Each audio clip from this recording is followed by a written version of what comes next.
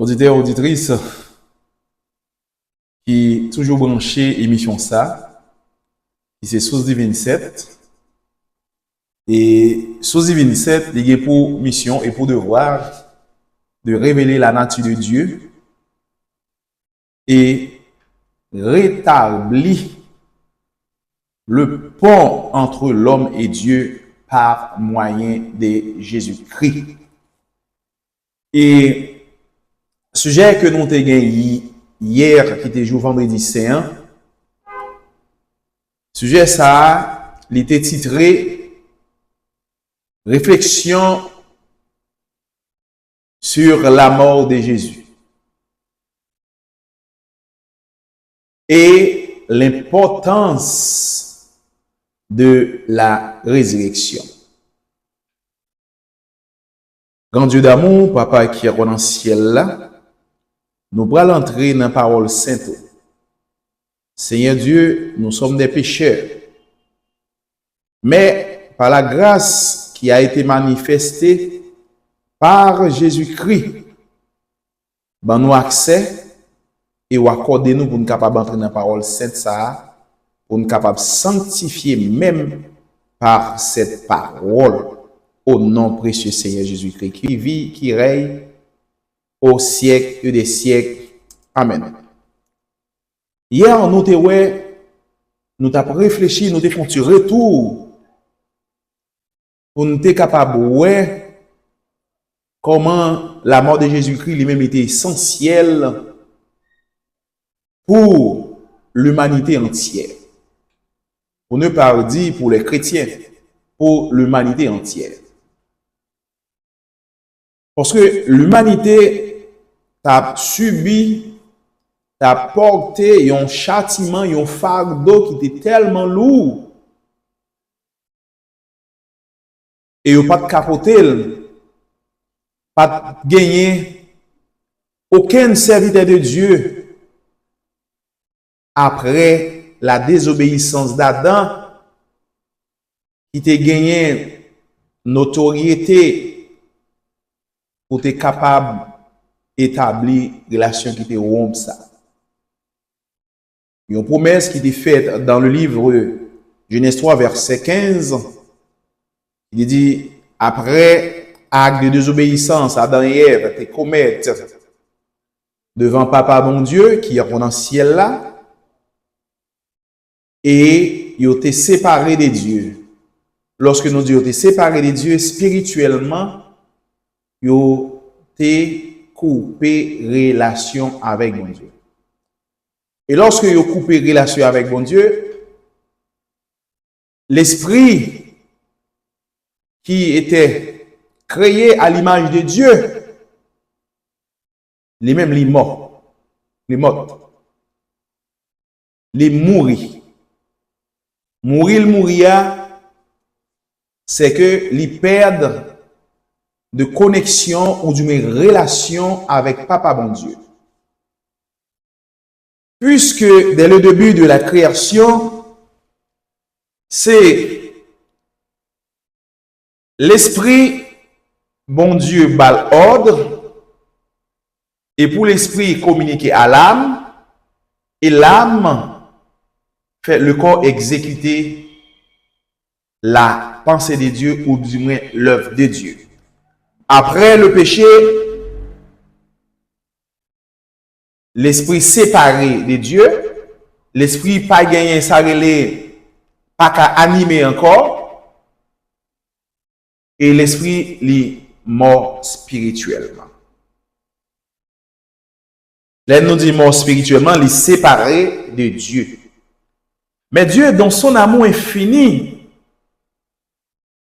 et Dieu fait un plan de rédemption dans Genèse 3, verset 15. Il a posé, mais a fait aux questions. S'il a accusé, s'il a accusé, s'il a. Eh bien, mon Dieu lui-même, de vos péchés contre lui-même, il faut qu'il ait une sentence. Même si après, il va le pardonner. Après, vous manifester des actes d'humilité, il va pardonner. Mais mon Dieu devait quitter un exemple pour l'humanité. Que la volonté de Dieu est souveraine. Dieu de séparer avec l'homme dans le jardin d'Éden. Mais Dieu a préparé un plan de rédemption et Dieu a déclenché un mécanisme de rédemption.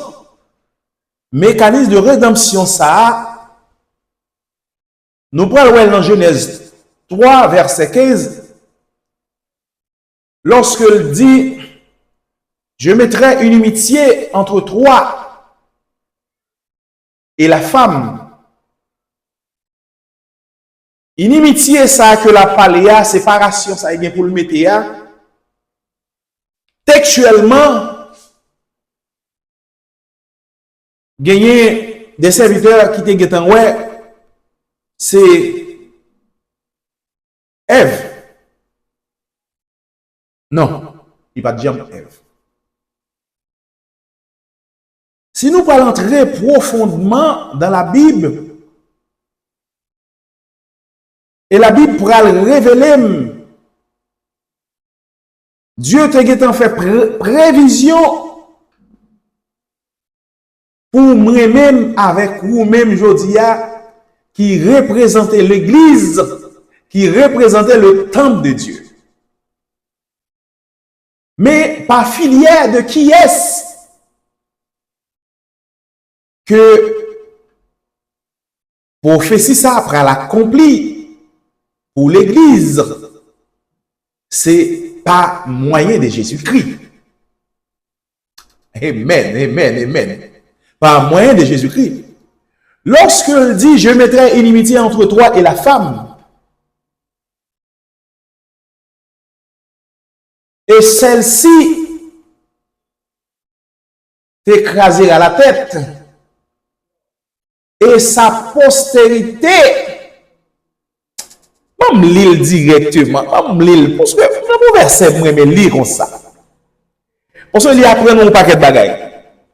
Je mettrai inimitié entre toi et la femme. Ça, dans le futur, là, parler là. Ils font prophétie là. Il dit, entre ta postérité et sa postérité, celle-ci t'écrasera la tête et tu lui blessera le talon. Là, prophétique ça, les caractériser directement à Jésus-Christ. Jésus-Christ qui est le tabernacle parfait. Et tabernacle parfait ça, c'est lui-même qui pourra accéder nous à Dieu. Comment? Dans le livre de Daniel 29, il dit le Saint des Saints, le Sahara, l'article défini, qui est lié, c'est Jésus-Christ. Jésus-Christ qui est pour capable de venir, pour capable de mourir. Et lorsque il mourit, il va flécher des eaux côtes, il va faire des eaux côtes, il prend le bal sang avec de l'eau. Et c'est pas moyen ça. L'église Christ là lui-même il va inaugurer. L'église Christ là il va inaugurer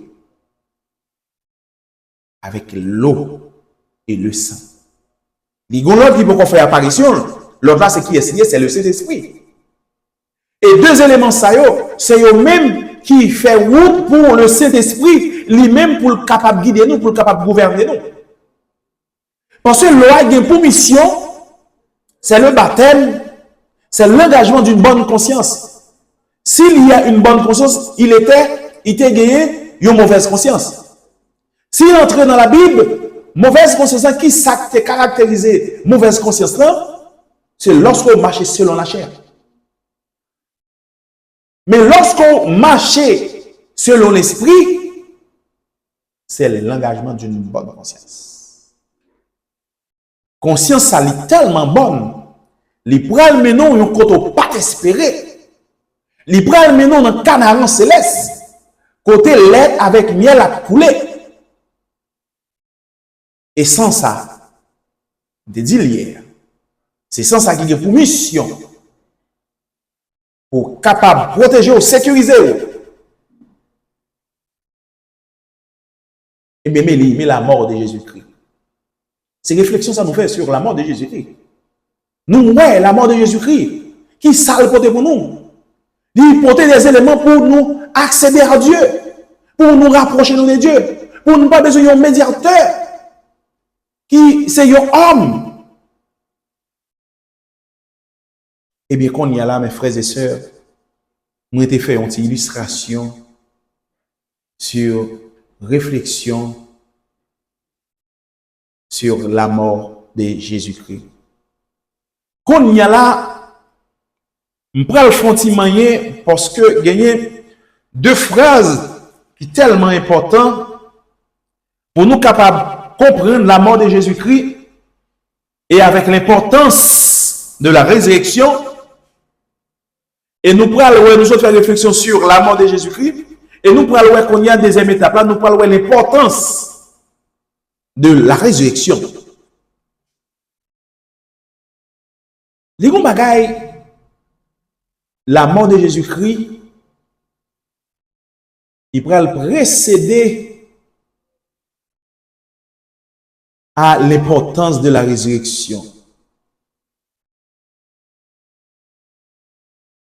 Lorsque Dieu t'a créé l'homme, Dieu t'a créé l'homme avec sa réalité tridimensionnelle. Et il t'a créé animaux avec sa réalité bidimensionnelle.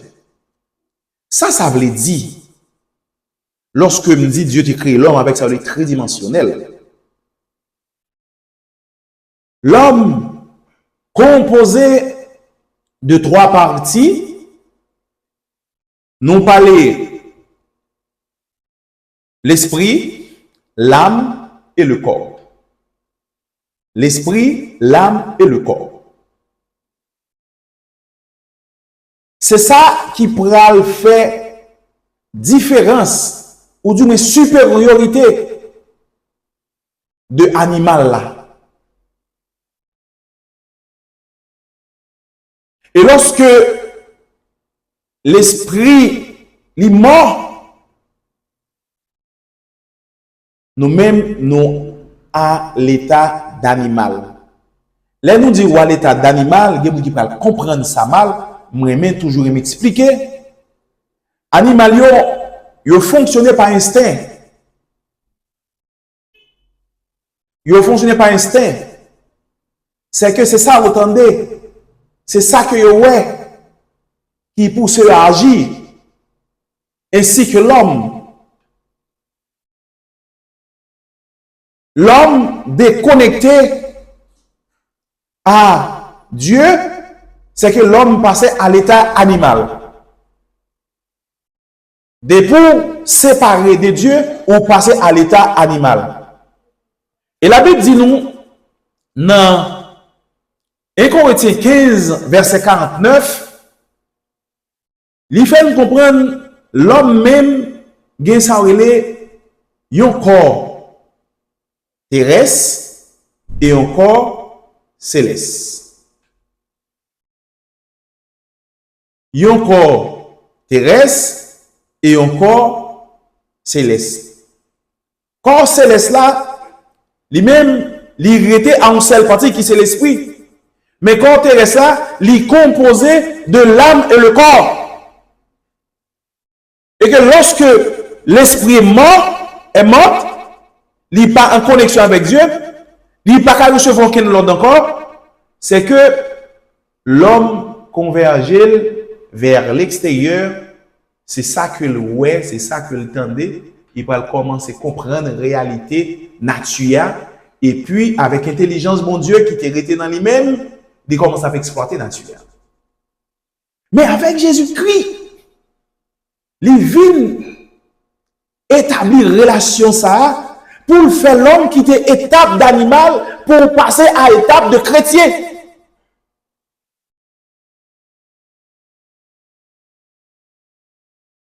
Pour quitter le règne animal là, pour aller dans le règne chrétien.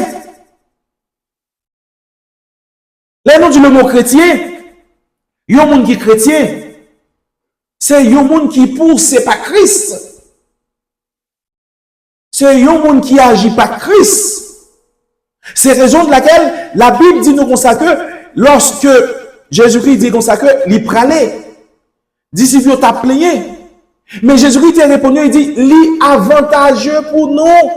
Il faut que m'aller. Ma papa m'a voyé dans nos mains, yon l'esprit de consolateur, l'esprit de vérité qui va conduire nous. Oui, mes frères et sœurs, faut que nous quittions le règne animal là pour nous passer dans l'étape chrétienté. Chrétienté, les conditionnels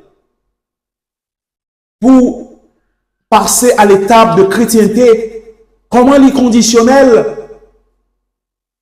Ou un engagement qu'on te prend, ça ou le baptême d'eau. L'engagement d'une bonne conscience, perception qui nous renseigne sur notre propre existence, à savoir l'esprit qui est mort. Et je dis là, l'esprit ça, il est tellement mort, il est faible, il n'a pas de force, l'envie camper, la brater, même l'enfin baptisé. Mais pour l'esprit ça lui-même, il camper debout, il faut qu'on nourrit de la parole. Matthieu 4, verset 4, Jésus dit comme ça que l'homme pas vivre seul de paix, mais à toute parole qui sont dans la bouche de Dieu. Nous avons importance pour nous capables fortifier, pour nous capables rendre nous forts, pour nous marcher dans une nouveauté de vie, pour nous marcher en communion avec Dieu. Mais sans la parole de Dieu, sans connaître la parole de Dieu, ou pas qu'à marcher en nouveauté de vie.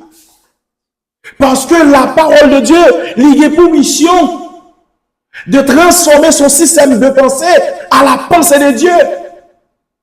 Lorsque Dieu parle, on entend la voix de Dieu. Et la parole de Dieu nous donne des discernements pour nous capables de distinguer vraie parole et fausse parole. Si on ne connaît pas la parole, on ne peut pas gagner un discernement. On ne peut pas distinguer les choses le bien avec le mal. Jésus-Christ même est la parole.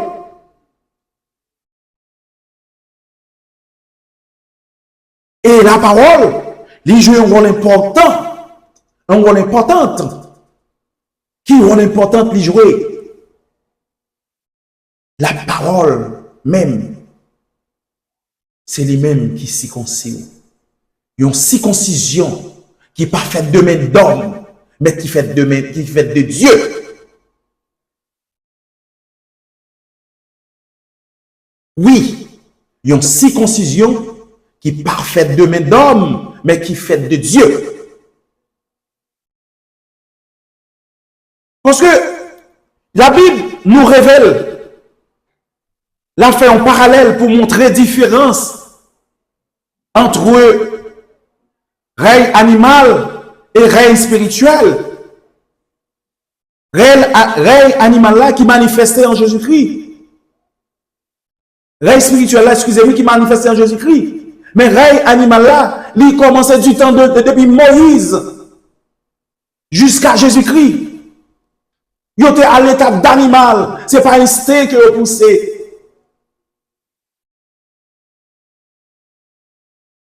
C'est avec l'apparition du Saint-Esprit, il peut accéder nous à règne spirituel là.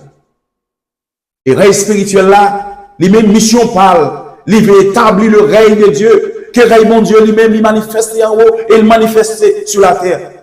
Qu'est-ce que ça veut dire? C'est que la loi de Dieu soit soit respecté sur cette terre et même gens que le respecter dans le ciel là. Oui, nous parlons, ouais, différence. Nous-mêmes, frères et sœurs, qui parlent une idée profonde de la parole de Dieu, qui pas comprendre la parole de Dieu, qui pas le chali de la parole pour l'esprit capable de révéler nous.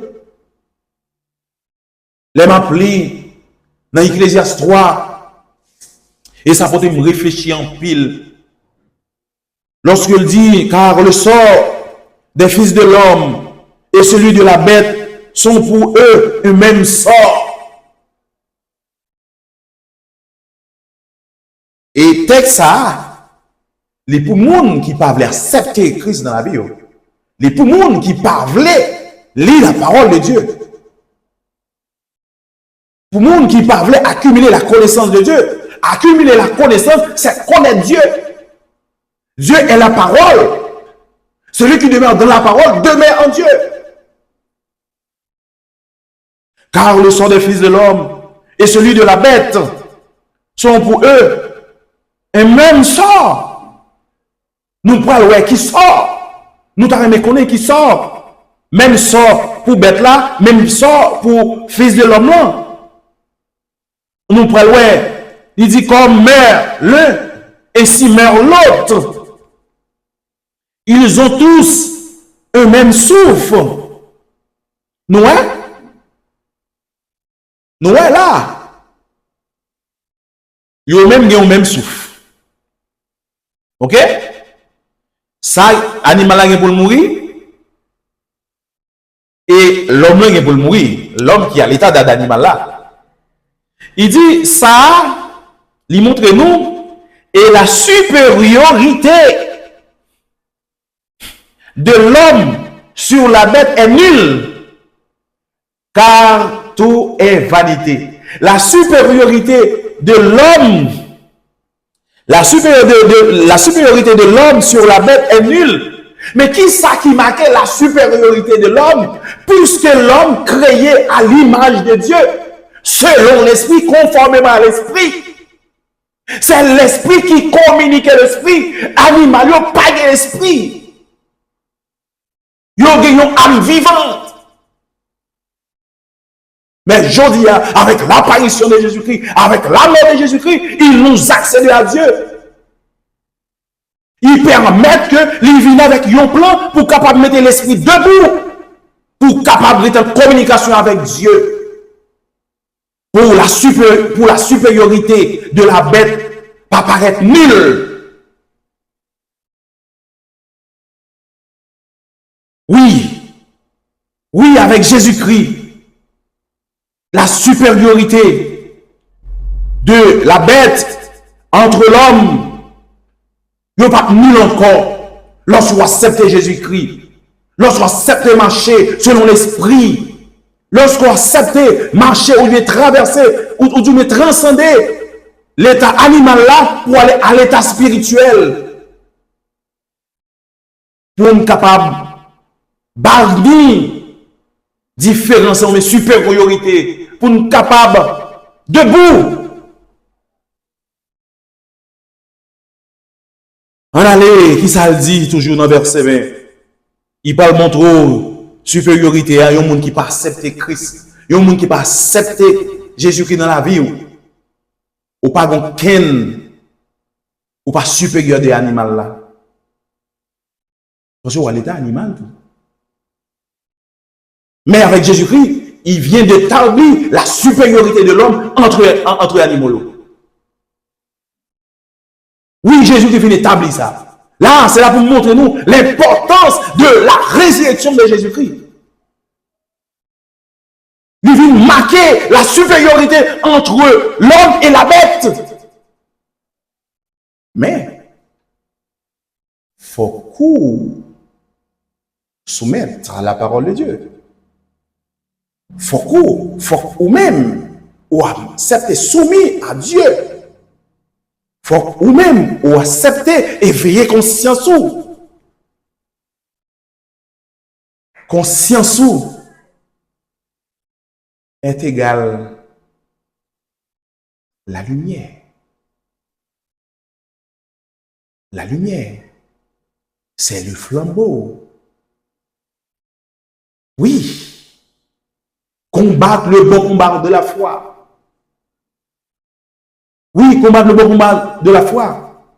Nous parlons dans Timothée 1, lorsque Paul a, et capable de dire dans Timothée 2, Paul a exhorté Timothée, mais ça le dit, combattre le bon combat de la foi. Excusez-moi, mes frères et sœurs, moi-même, je toujours le soutenir. Ça m'a dit par la Bible. C'est pas moi-même qui a parlé en tant qu'homme Chanel. Il va dire à Timothée, le commandement que je t'adressais,